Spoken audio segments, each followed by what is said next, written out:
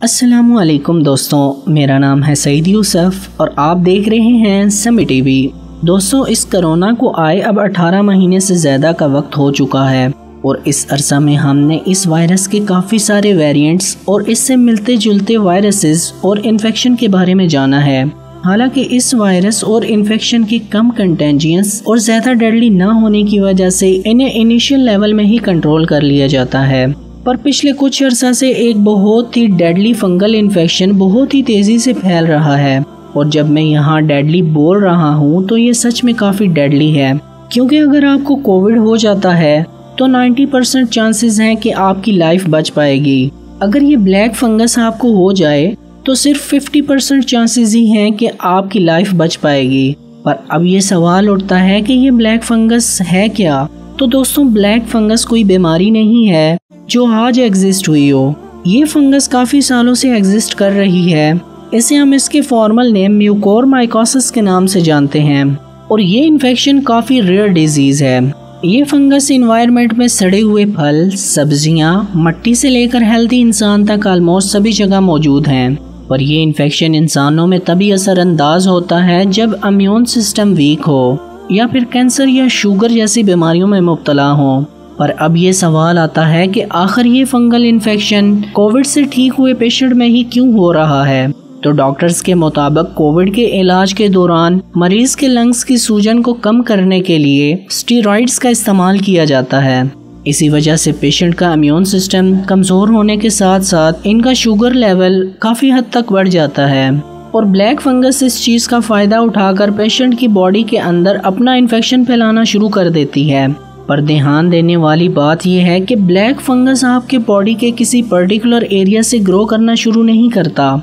ये हमारे brain, lungs, skin या फिर किसी भी जगह ग्रो कर सकता है और हर केस में इसके सिम्टम्स अलग अलग होंगे और डॉक्टर्स के अकॉर्डिंग इसके कुछ कॉमन सिम्टम्स भी हैं, जैसा कि फीवर, स्किन में ब्लैक स्पॉट्स, वॉमिटिंग और सांस लेने में तकलीफ।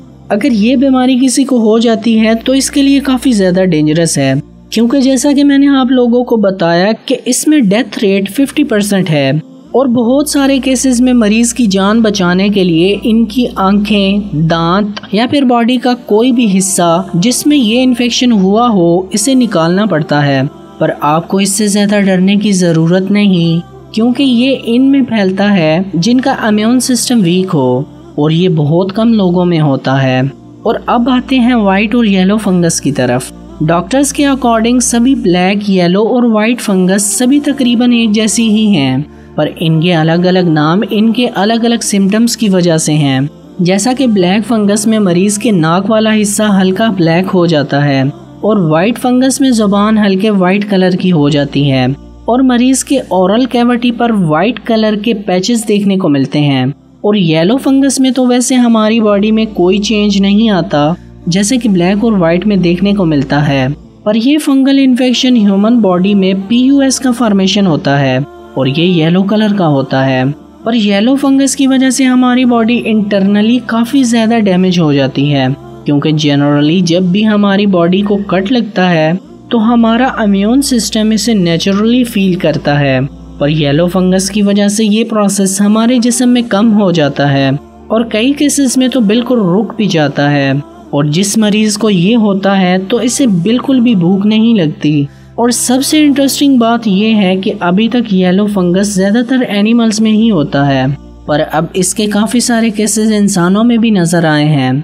और डॉक्टर्स के अकॉर्डिंग ये ब्लैक और वाइट फंगस दोनों से काफ़ी ज़्यादा डेंजरस है और सबसे कम खतरा हमें वाइट फंगस से है, क्योंकि वाइट फंगस बहुत कॉमन है और इसे हम नॉर्मली हाउस होल्ड्स में भी देख रहे हैं।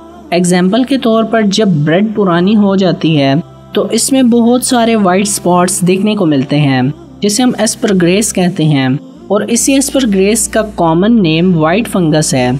और जब ये वाइट फंगस इंसानी जिस्म के अंदर जाता है तो इसे stomach pain, vomiting, chest pain जैसी प्रॉब्लम्स फेस करना पड़ती हैं और बहुत ही रेयर केस में वाइट फंगस की वजह से किसी मरीज को ज़्यादा प्रॉब्लम होती है। ये तो बात हो गई कि फंगस इंसानी जिस्म पर क्या असर डालती है, पर अब ये जानते हैं कि हम इससे कैसे प्रिवेंट कर सकते हैं।